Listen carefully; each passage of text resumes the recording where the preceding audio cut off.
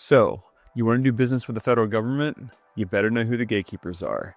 I'm here to tell you, most people have no clue who the two most powerful gatekeepers are in the whole department.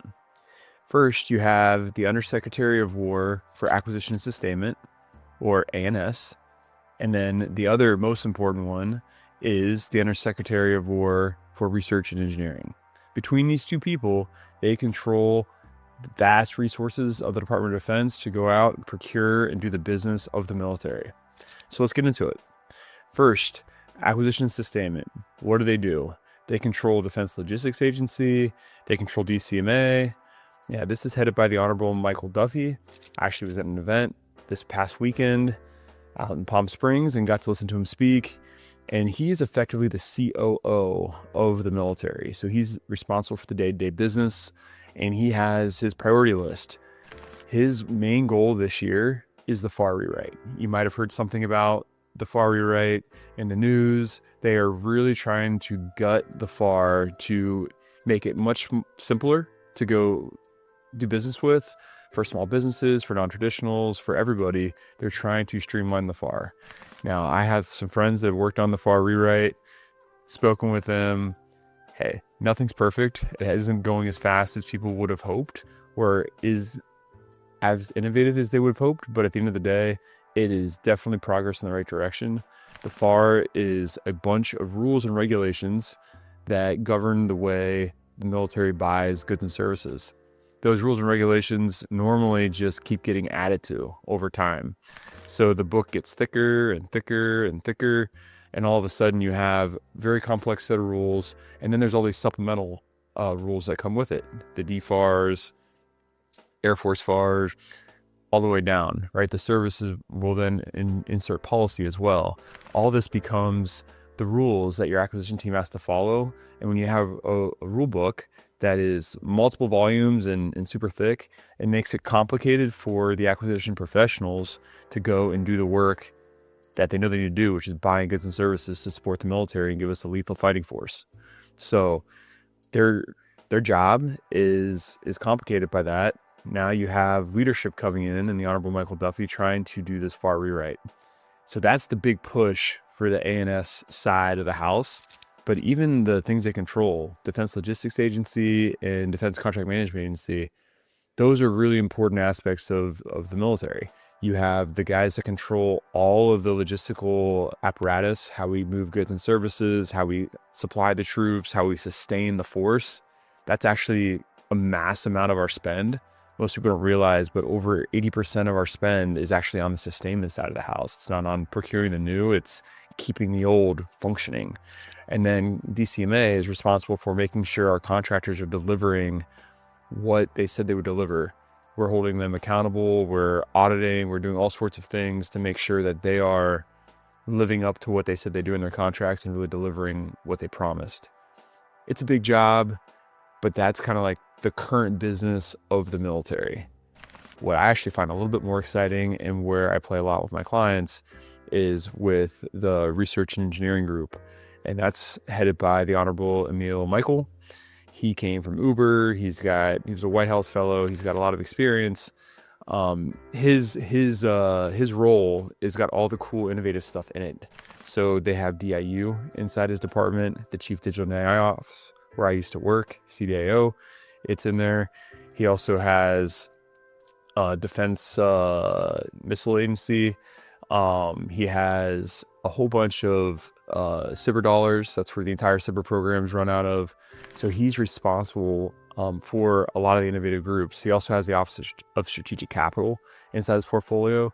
So anything that's going to help develop what's coming next, that's where research and engineering plays, or the R&E office plays. It is the cutting edge. It's responsible for making sure we will continue to have the most lethal fighting force in the future.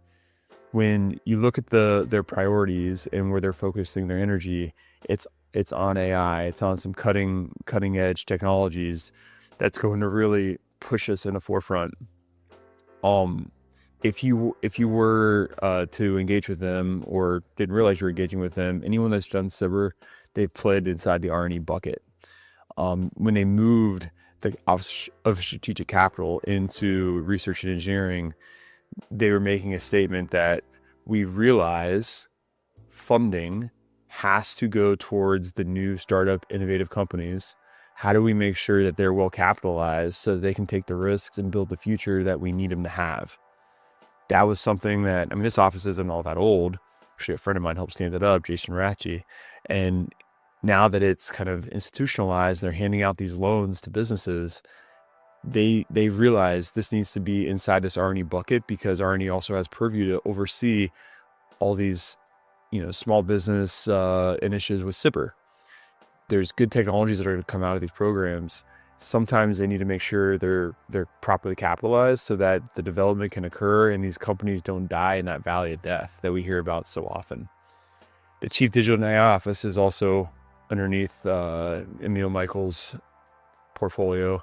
And as a place, I worked there for the last year of my career. It was responsible for all the AI purchasing for the department.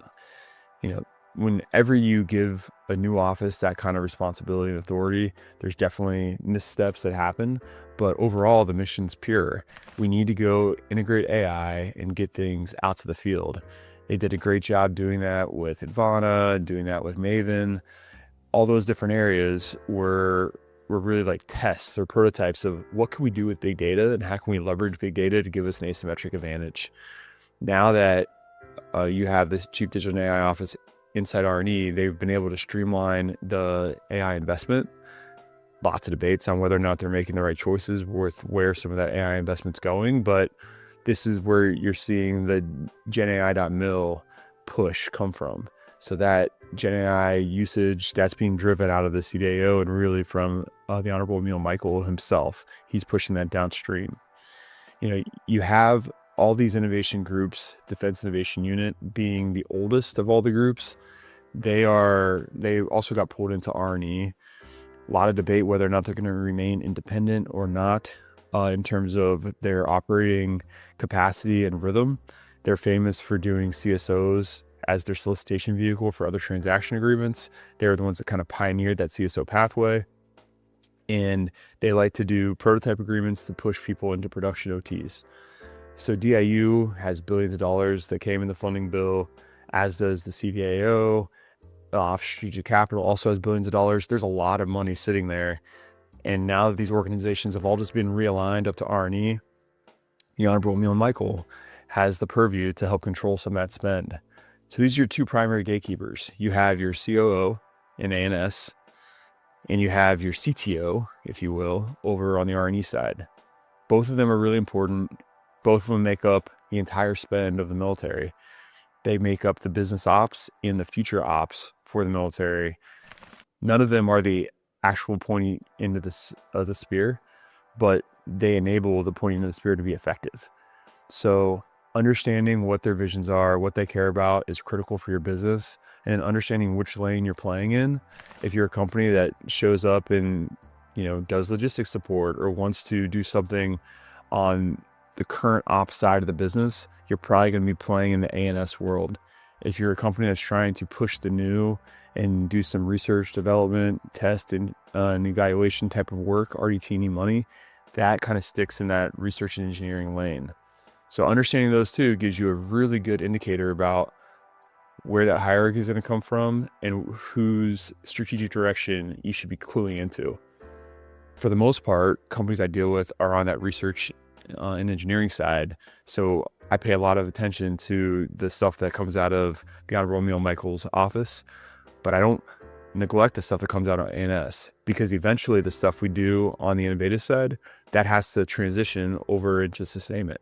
And if we don't do a good job planning for sustainment, you have these systemic disconnects that happen where we don't have the right data or we don't have the right things to be able to sustain in the long run. You'll hear companies and different people in academia debate, are we in a place where we don't need to worry about sustaining, so we'll just buy new? Kind of like the iPhone concept. I don't go to take my iPhone into the shop to get it repaired normally. I just go get a new iPhone, so I don't worry about the sustainment apparatus.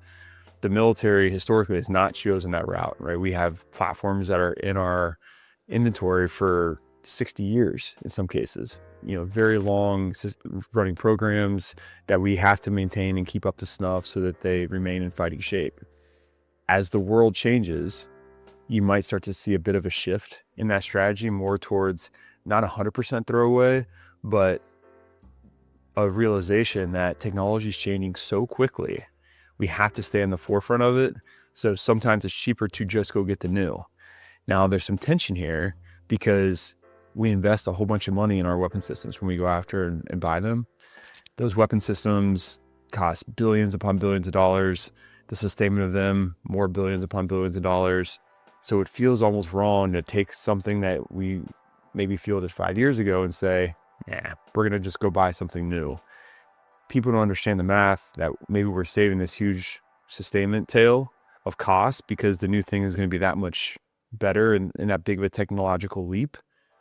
It's a constant trade-off. You've seen this play out with the development of our open systems architecture. Everyone wants to have some type of open architecture that allows them to plug and play new technologies into existing systems. This is where I feel like the bridge is made between, hey, we have this old sustainment model where we're locked in with a vendor and we're going to continue to develop and play in the same space, towards we know we have some level of legacy equipment that we want to continue to leverage and capture that investment and pull that investment forward. At the same time, we want to be able to integrate the new. It's open architecture that enables that. There's a whole bunch of standards that have come out. The Agile Development Office at Wright-Patterson Air Force Base is responsible for overseeing some of these architectural standards that enable the openness and the interoperability between some of these systems.